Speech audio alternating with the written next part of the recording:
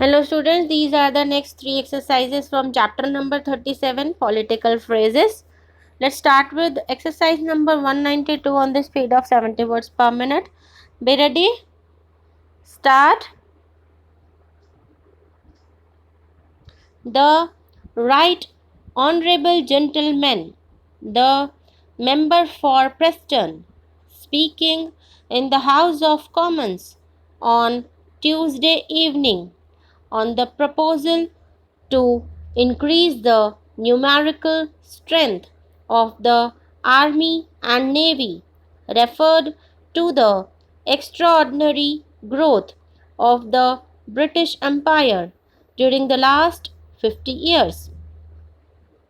He asserted with much vigor that freedom of trade, freedom of the people, and freedom of the press were the rule in every part of His Majesty's dominions, and he declared that every free trader was bound to give the measure his support.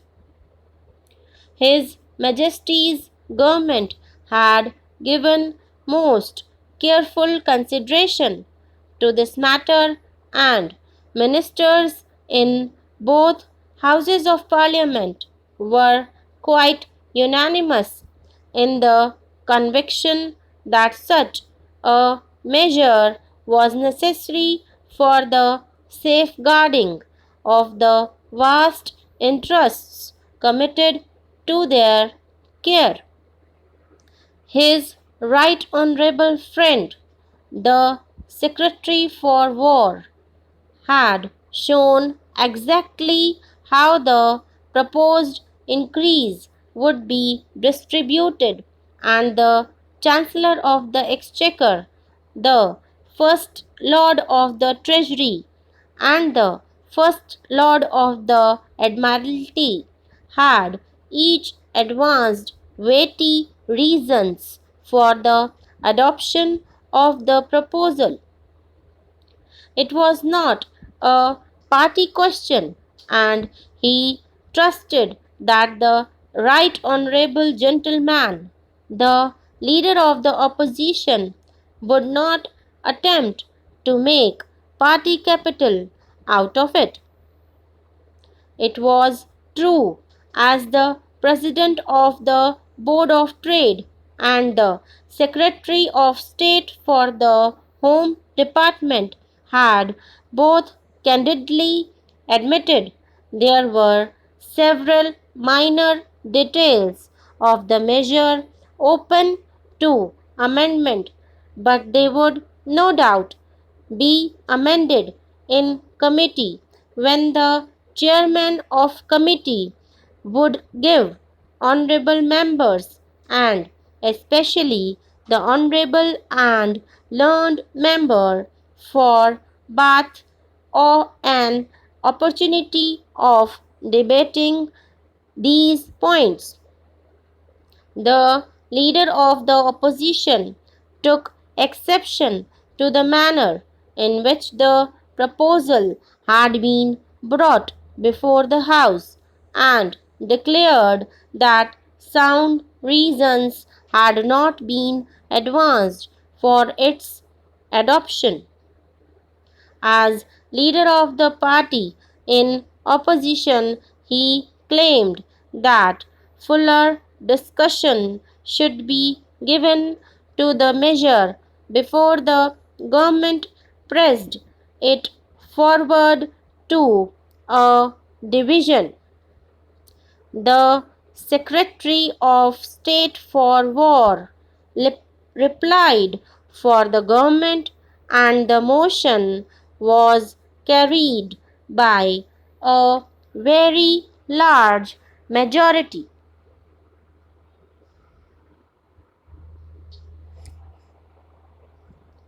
Next is exercise number 193 on the speed of 70 words per minute.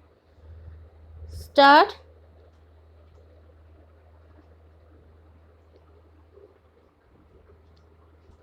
Topics of considerable interest were discussed at the district conference of the Labour Party.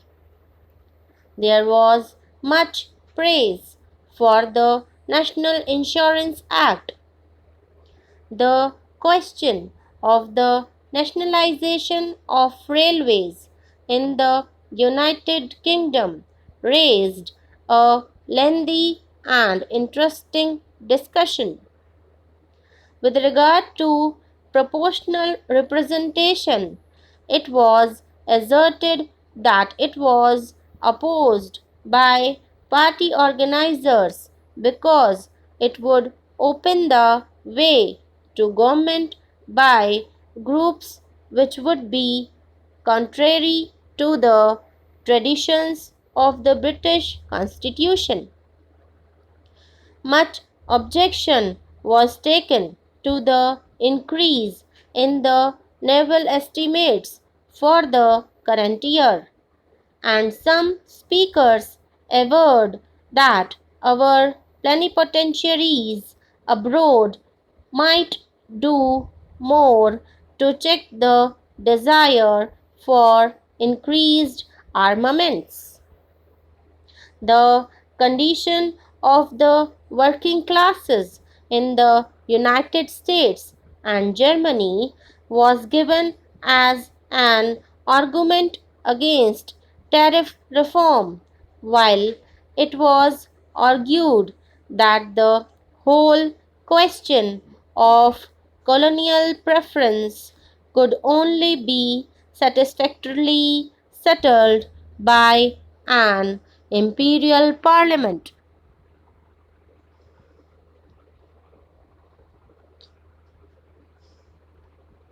Next, exercise number 194 on the speed of 70 words per minute. Be ready. Start.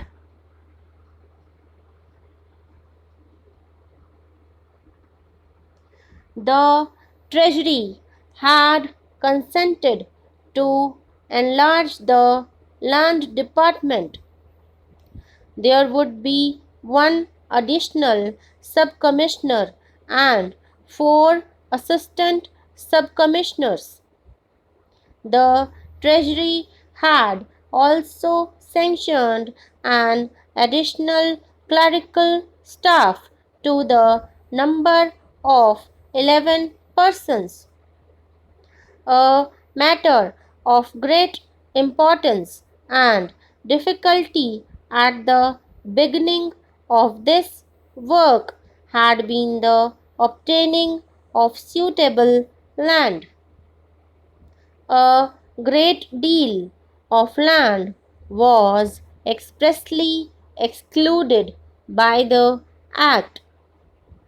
In some places, there was not enough suitable land for all the applicants, and there were cases in which the only remedy for congestion was the migration of some of the applicants to other parts of Scotland.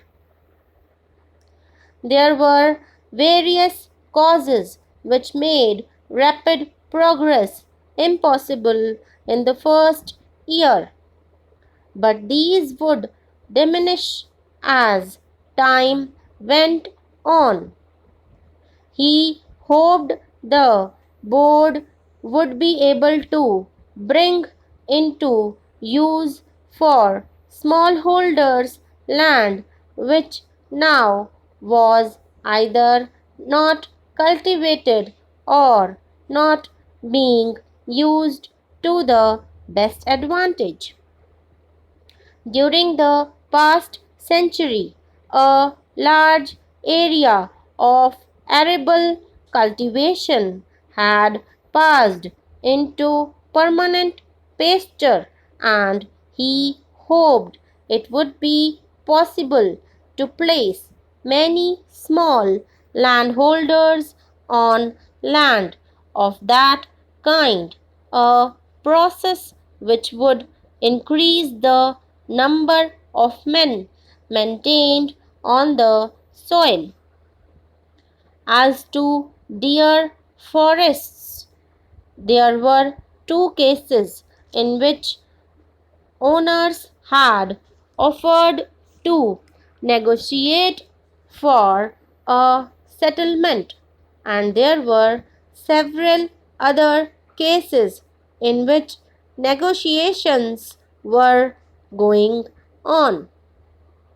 The question of compensation might make the taking of a small piece of land in the middle of a deer forest an extremely costly business.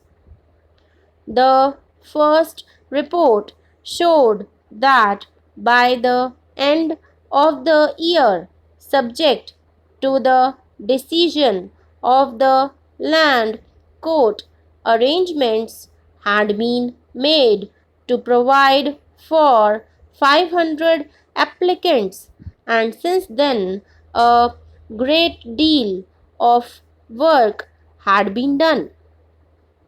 Many hundreds of cases were in various stages of development.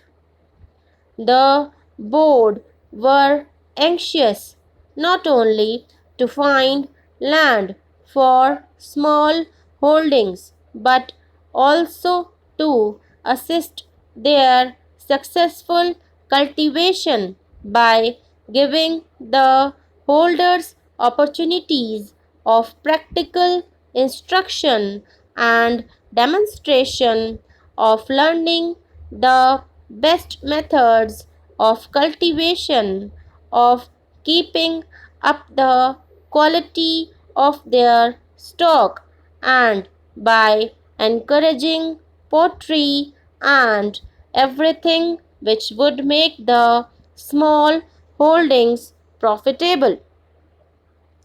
Cooperation amongst smallholders was making satisfactory progress, and the board were at present in communication with the Scottish banks for the purpose of seeing whether they could offer better credit facilities.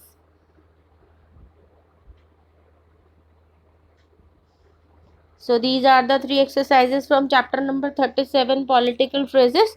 आप लोगों को कोई भी परेशानी हो, कुछ भी पूछना हो तो आप कमेंट सेक्शन में कमेंट करके पूछ सकते हैं. Okay students, thank you.